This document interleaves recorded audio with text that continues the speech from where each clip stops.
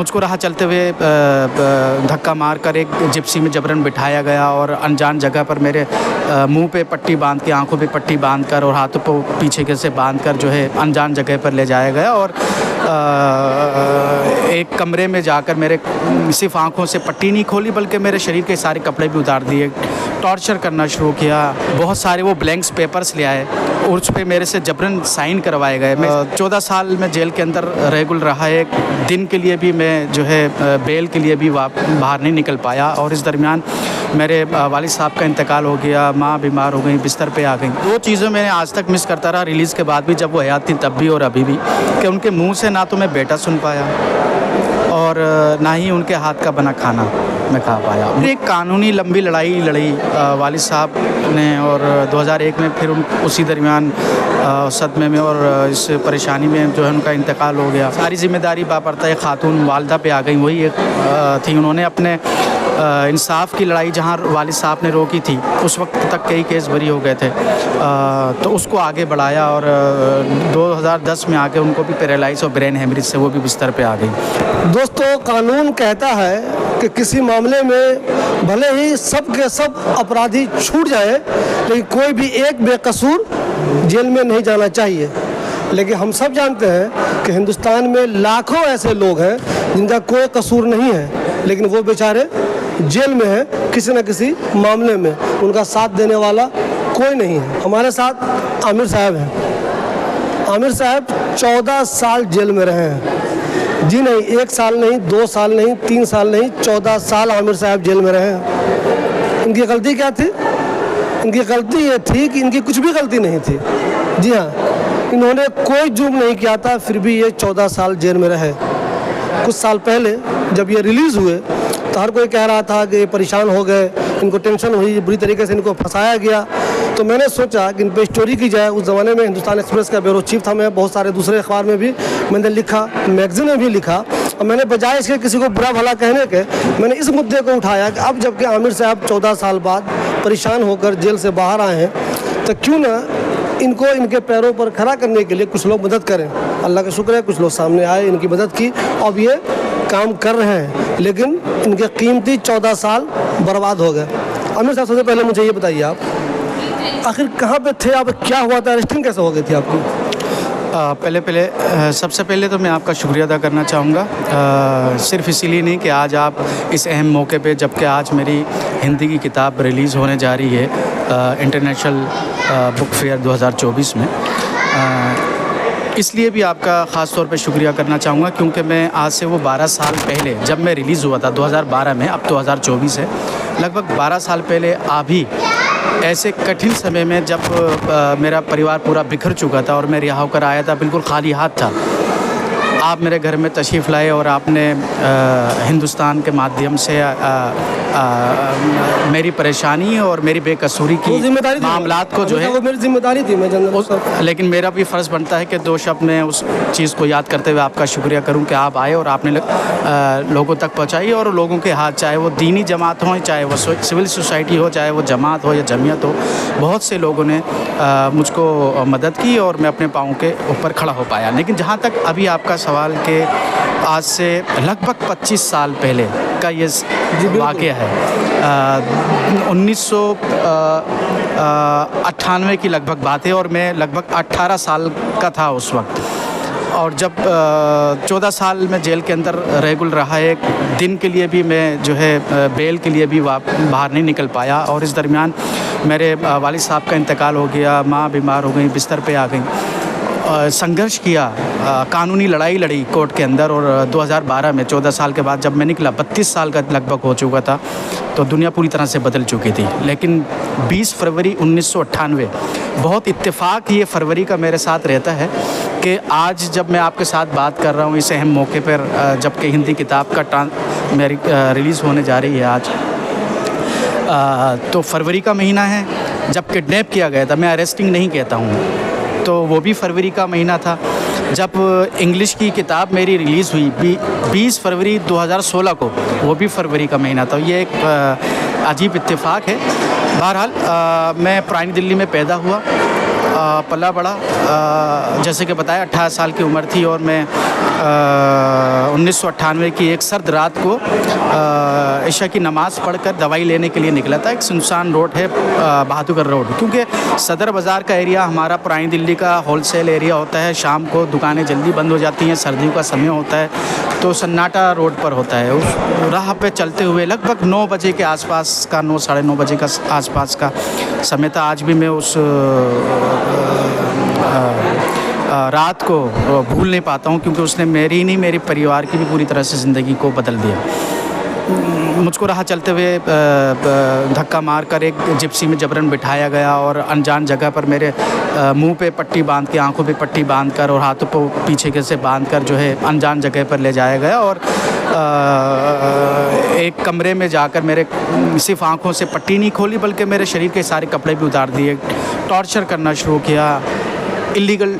और कहाँ ले गए कुछ पता नहीं, अब कहाँ पे हैं आपको अंदाजा ही नहीं है कहाँ पे हैं? मुझको कोई जानकारी नहीं थी। जब मुझको उस गाड़ी में पटकाया और मुझको ले जा लगभग 30 से 40 मिनट वो गाड़ी चली अनजान राहों पर, तो मुझे कोई आइडिया नहीं रहा। और जिस कोठरी में जाके मुझको पटका और मैंने बताया कि मेरे हाथों के साथ साथ आंखों की पट्टी के साथ साथ उन्हें मेरे कपड़े भी शरीर के सारे उतार दिए और टॉर्चर, 3rd डिग्री टॉर्चर, जिसको हमने या तो पढ़ा या फिल्मों में देखा, वो मेरे ऊपर मतलब वो क्यों मार रहे थे, क्या कह रहे थे वो लोग?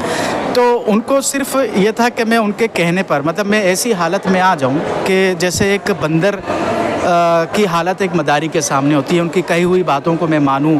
बहुत सारे वो ब्लैंक्स पेपर्स ले आए और उस पर मेरे से जबरन साइन करवाए गए। मैं फ्रेम्ड एज ए टेररिस्ट मेरी किताब का नाम है, इंग्लिश की जो आई। अगर इस नाम को आप यूट्यूब पे लिखते हैं तो और भी वीडियोज़ आती हैं और उसमें डिटेल काफ़ी है। मैं समय का मैं यहाँ पर उन चीज़ों को दोहराना नहीं चाहूँगा।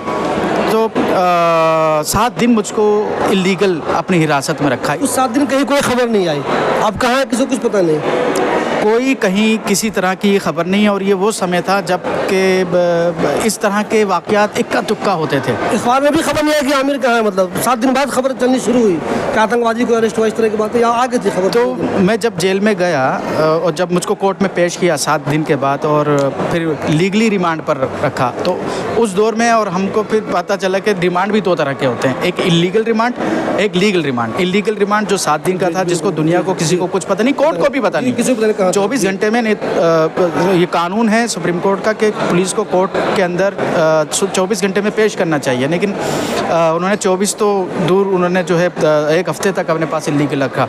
और जब पेश किया तो बिल्कुल मफल्ड किया हुआ है और मैं बिल्कुल दुनिया से एक अलग हालत में था। तो फिर अपने जो कागजात उन्होंने मेरे ऊपर साइन करवाए थे ब्लैंक पेपर्स पे, वही चार्जशीट पे अपनी कहानी रख कर उन्होंने पेश किया। और 1996-97 में जितने भी दिल्ली के आसपास ब्लास्ट हुए थे वो आरोप मेरे ऊपर लगाए गए। एक कानूनी लंबी लड़ाई लड़ी वालिद साहब ने और 2001 में फिर उसी दरमियान सदमे में और इस परेशानी में जो है उनका इंतकाल हो गया। फिर सारी जिम्मेदारी बापर्ता खातून वालदा पे आ गई, वही एक थी। उन्होंने अपने इंसाफ की लड़ाई जहां वालिद साहब ने रोकी थी, उस वक्त तक कई केस बरी हो गए थे, तो उसको आगे बढ़ाया और 2010 में आके उनको भी पैरालाइज और ब्रेन हेमरेज से वो भी बिस्तर पे आ गई। 2012 में फिर मैं रिलीज़ होकर आया। लेकिन इस 1 मिनट दोस्तों, मैं एक चीज़ बहुत दर्दनाक बता दूँ आपको। मैं इनके घर गया था, जब ये रिलीज़ होकर बाहर आए थे, मैं इनके घर गया था, हमने स्टोरी की थी, इनकी अम्मी से मिला था, इनसे मिला था। उस दिन अगर आप इनकी तस्वीर देख लेते, इनकी अम्मी को देख लेते तो रो देते। वहाँ हम जो लोग भी पहुँचे थे, हमने एक तरह से रो दिया था, बिल्कुल परेशान हो गए थे। एक तो जब ये जेल गए, पीछे में इनके वालिद की मौत हो गई। जो बेचारी एक अम्मी एक सहारा थी, वो भी बिल्कुल पैरालाइज्ड हो गई, ब्रेन हेमरेज हो गया। जब ये रिलीज़ हुए तो ठीक से बेटे को पहचान भी नहीं पा रही थी। सोचे कितने अफसोस की बात है, एक नौजवान 18 साल का ज़बरदस्ती उसे जेल में भेज दिया। जब जेल में था उसके अब्बू की मौत हो गई। जब वो बाहर आया तो अम्मी इस हालत में नहीं थी कि ठीक से अपने बच्चों को पहचान सके। मैं 2 चीज़ों से बड़ा मिस किया। मैं लेकिन खुशनसीब हूँ कि मैं रिलीज़ हुआ, उनकी सेवा खिदमत करने का मुझको मौका मिला। 3 साल लगभग मैंने खिदमत की। 2015-16 में उनका इंतकाल, 2015 में उनका इंतकाल हुआ वालदा का, लेकिन खिदमत की। लेकिन 2 चीज़ें मैंने आज तक मिस करता रहा रिलीज़ के बाद भी, जब वो हयात थी तब भी और अभी भी, कि उनके मुँह से ना तो मैं बेटा सुन पाया और ना ही उनके हाथ का बना खाना। मैं खा पाया। मुझको याद है जब वो उस रात को मैं निकल रहा था नमाज़ पढ़ने के लिए, तो कह रही थी खाना तैयार है बेटा, खा के चले जाओ। तो मैंने कहा बस मैं आऊँगा। मुझे नहीं पता था कि मुझको कभी उनका साथ बैठकर हाथ का खाना खाना नसीब नहीं होगा, इतना लंबा वक्त गुजर जाएगा। के बाद न अब्बू से मिल सके न अम्मी से सही से मिल सके आप। तो मुलाकात देख तो लिया अम्मी को आपने, लेकिन वो बात नहीं हो पाई। जी हाँ, मिल सके। जी हाँ। घर पे जब आज़ाद फ़ज़ाओं में जब मैं आया तो वालिद साहब थे नहीं, और जो इस दरमियान जमा पूंजी थी, जेवर थे, सब था, वो ख़त्म हो चुका था। लेकिन मैं फिर से दोबारा से शुक्रिया अदा करूँगा मीडिया का, आपका ख़ास तौर पर। और भी कुछ पत्रकार थे जिनका मैं यहाँ पर नाम नहीं ले पा रहा हूँ, जिन्होंने, मोहम्मद अली भाई थे, उनसे नंबर मैंने आपका लिया था। जी हाँ, मोहम्मद अली साहब थे, ज़ुबैर साहब थे, निहाल साहब थे, शफीकुर रहमान साहब थे, और बहुत सारे ऐसे अज़ीज़ पत्रकार और मोअज़्ज़िज़ कौम के हमदर्द और इंसानियत पसंद गैर मुस्लिम भी, कि वो आगे आए, वो आगे आए और मेरे जो है ज़िंदगी को आगे बढ़ाने में मदद की। पर मैं एक बात यहाँ पर और कहना चाहूँगा कि ये सिलसिला अभी थमा नहीं है शबली साहब। मैं जब से निकला हूँ मैं देख रहा हूँ मुतवातर एक के बाद एक कुछ ना कुछ अरसे में कुछ ऐसे नौजवानों को उठाया जा रहा है, जेलों में उनको डाला जा रहा है, और ना उनको बेल है, और वो भी कई महीनों और सालों से वो जेल के अंदर हैं। तो ये सिलसिला अभी थमा नहीं है, बल्कि वो बढ़ा ही है। मेरी वो इब्तिदा थी, मैं जब जेल में गया तो मैंने टाटा के अंदर लोगों को देखा, और एक बहुत कम मुसलमान उस वक्त हुआ करते थे। उस वक्त सिख की संख्या थी टाटा में, जब मैं जेल के अंदर 1998 के आसपास की बात कर रहा हूँ। लेकिन ये उनका जाने का, निकलने का समय था। लेकिन एक तबके का आने का और समय था, वो सिमी के नाम पर था। उस दौरान कुछ सालों के बाद मुसलमानों नौजवानों को नाम अलग अलग आरोपों में मैंने देखे, नौजवानों को UAPA, मकूका, टाटा के केसों में आने लगे। तो ये, और जब मैं बता रहा था, जब मैं गया तो मेरे शाहिद एक हैं थे बॉम्बे के, आज़मी एडवोकेट साहब जी। तो वो, क्योंकि हम दोस्त भी बन गए थे जेल के अंदर, इस वजह से कि हम एक तरह के ही आरोपों में थे, और दूसरा कि हम उम्र भी थे, और तीसरी एक हमारी जो मेल खाती थी बात कि वो भी स्टूडेंट थे इग्नू में, जो तिहाड़ जेल के अंदर Indira Gandhi national university centre है, वो ग्रेजुएशन कर रहे थे, और मैं एक 12 इक्वल कोर्स होता है BPP में, वो कर रहा था। तो हमारी वहाँ अक्सर मुलाकात होती थी। तो ये एक ग्रुप था जो उनके कुछ और मुकदमार या और थे, ये बहुत कम एक तबका था। लेकिन मेरा फिर उसके बाद वो 1995 या 96 में वो अरेस्ट हुए थे, 2000 में निकल गए, ग्रेजुएशन करके बाहर LLB की, और फिर वो वकालत की, और फिर वो घटना मुझको अखबारों के ज़रिए जेल में था मैं जब पता चला, बहुत अफसोसनाक रहा। लेकिन फिर मेरा केस बनता है फिर 2001 के बाद, जब वर्ल्ड ट्रेड सेंटर होता है, संसद पे हमला होता है, फिर दुनिया बदलती है, और फिर उसके बाद मुतवातर मैं देख रहा हूँ किसी न किसी आरोपों से एक मुसलमानों नौजवान जेल के अंदर हैं। तो यहाँ पर मैं आपके माध्यम से मैं अपील करना चाहूँगा आप सभी को कि बराह करम ऐसे बेगुनाह नौजवानों के लिए आप सोचें, कोशिश करें जो आपसे हो सकता है कि उनके दर्द को बांटा जाए, ख़ासकर उनके परिवार को। शबली साहब, जब कोई जेल में जाता है तो समाज और मीडिया के सामने एक सूरत सामने होती है, वो विक्टिम कैदी या जिसके ऊपर इल्ज़ाम लगा है। लेकिन एक दूसरा पहलू भी होता है जो हमेशा छुपा होता है, वो होता है उसका परिवार। वो किन हालातों में सफ़र कर रहा होगा, किन हालातों में गुजारा कर रहा होगा, कितने उसको ताने लोग मिल रहे होंगे, क्या घर में उसकी किस तरह की परेशानी होगी। अमीर साहब, इसी से मेरा सवाल है प्लीज़ एक, कि जब आप, और प्लीज़ इधर आ जाइए, जब आप चले गए, जेल चले गए, तो इस दौरान आपके जो अपने रिश्तेदार थे उनका क्या रोल रहा आपके बारे में? और जो मिली तंजीमें, मैं पढ़ता रहता हूँ कि मिली तंजीमें बहुत काम कर रही हैं, जो लोग बेकसूर जेल में हैं उनके लिए बहुत काम हो रहा है। तो क्या एक तो आपके अपने रिश्तेदारों से कोई मदद मिली? जो मिली तंजीमें कहती है कि हम बहुत काम करते हैं, उनसे कोई मदद मिली आपको? तो मैं इस सवाल के 2 पार्ट करना चाहूँगा। एक जो मैं समझ पा रहा हूँ आपके सवाल को, एक वो है जो कि 20-25 साल पुरानी बात है जब मेरे साथ ये घटना घटी थी। तो उस वक्त ज़राए इब्लाग और न्यूज़ चैनल्स या फिर समाचार बहुत कम थे, जानकारी का आदान प्रदान बहुत कम हो पाता था। तो शायद इस कारण से भी वो दौर तो बड़ा खाली रहा है। मतलब मैं तो हुस्न ज़न रखता हूँ कि शायद जानकारी ना हो या कोई और वजह से, किसी भी वजह से मेरी फैमिली तक वो मदद समाज की तरफ से नहीं पहुँच पाई। रिश्तेदारों का जहाँ तक सवाल है, जितनी उनकी जो है हिम्मत थी, ऐसे हालात में बहुत हरासमेंट उस दौर में हुआ करता था। तो उन्होंने जो भी किया वो मैं उसका शुक्रगुजार हूँ। जो नहीं कर पाए तो उनका भी मैं शुक्रगुजार हूँ, क्योंकि उन्होंने कम से कम, अगर वो शरीर से नहीं कर पाए तो कम से कम मन में तो उनको मेरे लिए हमदर्दी थी। ये भी उस ज़माने में बहुत बड़ी बात हुआ करती थी। लेकिन तब मैं ये एक बड़ा फ़र्क मैं देख रहा हूँ कि आज के वक्त में काफ़ी मिली जमातें हैं, दीनी हों या वो सामाजिक हों, और गैर मुस्लिम भी ऑर्गेनाइजेशन, सिविल सोसाइटी के लोग आज बढ़कर ऐसे लोगों की, जो कि बेगुनाह लोग जेलों में जाते हैं, उनकी कानूनी मदद करते हैं, उनके परिवार की मदद करते हैं, उनके बच्चों के एजुकेशन की मदद करते हैं। तो ये एक अच्छा पहलू मैं देख रहा हूँ। ये आज से 20-25 साल पहले जब मेरे साथ हुआ था वाक़या ऐसा नहीं था, लेकिन अब होता है। तो रिलीज़ होने के बाद, जैसे कि मैं शुरू में ही बता चुका हूँ वीडियो में, कि जमात हों या जमीयत हों, गैर मुस्लिम सिविल सोसाइटी के अहबाब हों या अज़ीज़ हों, जो भी इंसान परस्त लोग थे वो मेरी मदद को आए। आज मैं अपनी ज़िंदगी को खड़ा करके आगे चला पड़ा हूँ। लेकिन जो मैं अभी थोड़ी देर पहले कह रहा था कि मैं आपसे गुजारिश करूँगा कि ऐसे आरोपों में जो बेकसूर लोग जेलों में बंद हैं, और वो ज़रूरी नहीं कि मुसलमान हों, गैर मुस्लिम भी हो सकते हैं, तो उनकी कानूनी मदद करने में आप आके आइए। आप उनके परिवार की जो सहायता हो सकती है वो कीजिए। एक चीज़ जो और एक पढ़ के मैं कहना चाहूँगा कि आगे रमज़ान भी आ रहे हैं, तो आपके पास सवाब कमाने का एक अच्छा मौका भी है।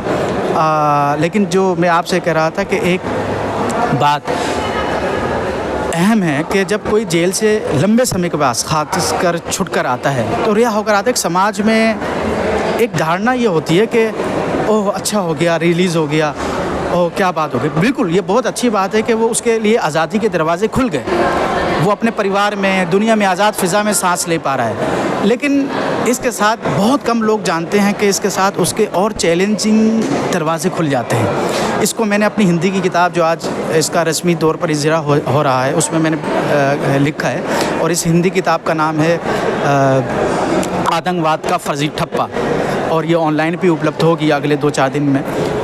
तो आप पढ़िएगा। उसमें भी मैंने ये लिखा है कि उसके लिए किस तरह के चैलेंजेस खुलते हैं, कि उसको रोज़गार कैसे मिलेगा, उसको जो कोई भी इज़्ज़त थी क्या उसको वो लौटा पाएंगे, जो यार दोस्त और जो रिश्तेदार थे और जो अड़ोस पड़ोस के लोग थे, सोसाइटी के लोग, क्या उसको एक्सेप्ट कर पाएंगे, क्या वो अपनी ज़िंदगी को, अपने परिवार की ज़िंदगी को आगे बढ़ा पाएगा, उसके लिए रोज़गार क्या उसको मिल पाएगा। तो ये एक बड़े चैलेंजिंग बात है। तो मुझको भले 10 साल हो गए हैं, मुझको काफ़ी शुरू में जब मैं रिलीज़ हुआ तो मदद भी मिली। आज मैं हर्षमंदर जी हैं, एक फॉर्मल IAS ऑफिसर, उनकी ऑर्गेनाइजेशन में मैं काम भी कर रहा हूँ। लेकिन इस तरह के जो सिविल राइट्स ऑर्गेनाइजेशंस हैं, आप बेहतर जानते हैं, इस पॉलिटिकल हालात में सभी के लिए दुश्वारियाँ पैदा हो रही हैं।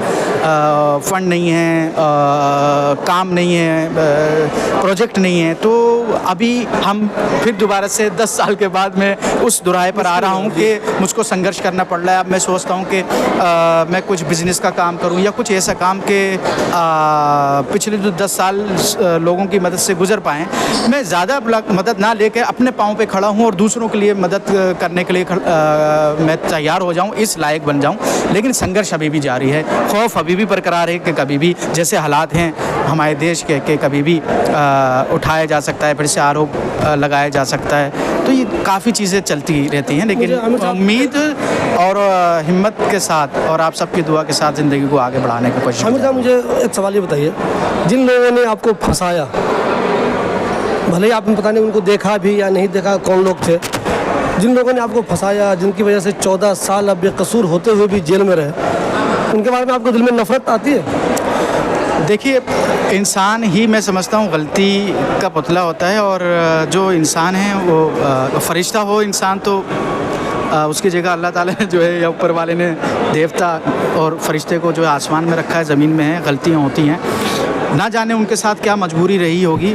दर्द ज़रूर होता है, दुख ज़रूर होता है। मेरी ज़िंदगी पूरी तरह से बदली है। लगभग आधी उम्र मैंने उस वक्त जब मैं मुझको उठाया गया था, जेल में डाला गया, तो आधी उम्र मैंने जो है जेल में काटी है, और उस दरमियान मैंने बहुत कुछ खोया है।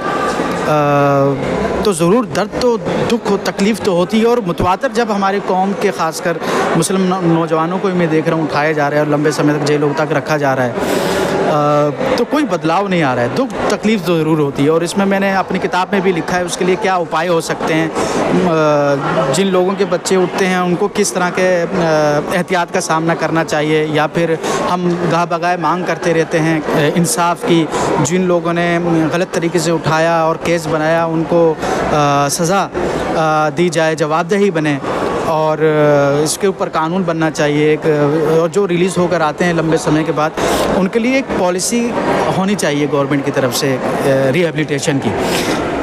एक कानून हमारे देश में है सेंट्रल गवर्नमेंट का कि जो आतंकवादी होते हैं खुद कहते हैं कि हम आतंकवादी हैं और सरेंडर करते हैं, तो उन लोगों को बाज़ाबतकारी की जाती है, उनका जो है रिहेबिलिटेशन किया जाता है, उनका पुनर्वास किया जाता है, जो कि बहुत अच्छी स्कीम है कि कोई भटका हुआ भारतीय नागरिक अगर हथियार उठाता है उसको बहला बुसा कर उसको कोई अगर वगला देता है तो उसको संभाल कर मुख्य धारा में लाना चाहिए, एक अच्छा नागरिक बनाना चाहिए। मैं उस स्कीम के हक हूँ, लेकिन सवाल ये पैदा होता है कि जो खुद कहता है कि मैं आतंकवादी हूँ और हथियार है ये और मैं डालता हूँ सरेंडर मिलिटेंट को, जो रिहेबिलिटेशन और पुनर्वास किया जा रहा है, लेकिन जो इसी तरह के आरोपों में लोग बंद होते हैं, बरसों जेलों के अंदर काटते हैं, कोर्ट की मोहर के साथ वो लोग निकलते हैं, उनके लिए कोई जो है स्कीम या पॉलिसी नहीं है। मैं समझता हूँ सरकार को इस तरफ भी ध्यान देना चाहिए, और सरकार नहीं तो समाज के लोगों को जो है कम से कम ऐसे लोगों को जब तक वो वापस नहीं आते अपनी ज़िंदगी को अपनी पटरी पर वो बात कारी नहीं हो पाती है, इज़्ज़त के साथ वो नहीं लौट पाते हैं, उनकी मदद करनी चाहिए। ये हम सब की जो है जिम्मेदारी है। किताब इसका बताइए जी। तो 2016 में एक इंग्लिश की किताब मेरी ज़िंदगी पर लिखी गई, जिसका नंदिता हक्सर एक बहुत मारूफ वकील और सामाजिक कार्यकर्ता हैं, खूब खूबसूरती से इंग्लिश में उन्होंने मेरे साथ बैठ के लिखा, और इसके भारतीय भाषाओं में 5 संस्करण भी आ चुके हैं, मराठी, तमिल, तेलुगु, कन्नड़ा, बंगला। हिंदी में नहीं आ पाई थी, और हिंदी में बहुत लोग जो है कहते थे इसको आना चाहिए, और हम भी मिस कर रहे थे। आखिरकार एक प्रोफेसर, रिटायर्ड प्रोफेसर हैं राजेंद्र चौधरी, उन्होंने इसका हिंदी अनुवाद किया, और आज बुक फेयर 2024 में विश्व पुस्तक मेला में ये इसका एक रस्मी तौर पर विमोचन होना चाह रहा है। एक बड़ा जो है प्रोग्राम आगे ज़रूर होगा। Framed as a terrorist English में आई थी, अब हिंदी में ट्रांसलेट होकर आ रही है। ये इसका नाम है आतंकवादी का फर्जी ठप्पा। बहुत जल्दी ये जो है ऑनलाइन अमेज़ोन पर भी उपलब्ध होगी। इसके प्रकाशक हैं गुलमोहर किताब के नाम से। आपसे गुजारिश है आप पढ़ाएं। इसमें बहुत से ऐसी बातें हैं जो कि आपको पहली बार सुनने और जानने का मौका मिलेगा। जिस तरह के हालात देश के आज के हैं, उस संदर्भ में ये किताब बहुत इम्पोर्टेंट हो जाती है। पढ़ें और पढ़ाएं, और इंसाफ के लिए अपने अंदर जज्बा रखें। संविधान हमारा बहुत अच्छा है, उसके ऊपर भरोसा और उसको हाथ में लेकर इंसानियत और प्रेम के लिए आगे बढ़ते हैं। थे मोहम्मद आमिर, जिन्होंने कोई जुर्म नहीं किया फिर भी 14 साल ये जेल में रहे। जिन लोगों ने इनको फंसाया, भले ही इनके दिल में उनके लिए नफरत नहीं हो, ये बद्दुआ नहीं कर रहे हो, लेकिन ज़रा सोचिए आज हिंदुस्तान में लाखों ऐसे लोग हैं जो ऐसे केस में फंसे हुए जो उन्होंने किया ही नहीं है। ऐसे जुर्म में उनको जेल में डाला गया है जो उन्होंने किया ही नहीं है, झूठे मुकदमे में उनको फंसाया गया है। तो ज़रा सोचिए उनके दिल में या उनके घर वालों के दिल में उन लोगों के लिए बद्दुआ नहीं निकलती होगी जिन्होंने उसको फंसाया हुआ है। तो आमिर साहब ने बहुत मुसीबतें झेली है, मैं जानता हूँ। जब ये जेल से आए थे मैं इनसे मिला था, बहुत तकलीफ झेली थी इन्होंने। तो आप दुआ कीजिए कि अब इनके हालात अच्छे हो जाएं, अब वो सब लोग जो बेकसूर जेलों में बंद हैं उनकी रिहाई के असबाब बने, और वो लोग भी अपनी ज़िंदगी खुशी खुशी गुजारें। इनकी जो किताब आई है वो सब आप लोग खरीदिए और पढ़िए, उसमें और डिटेल मालूम चलेगा आपको कैसे इनको फंसाया गया, कैसे जेल गए, कैसे बाहर आए, क्या क्या परेशानियाँ हुई, और अब ये कैसी ज़िंदगी गुजार रहे हैं।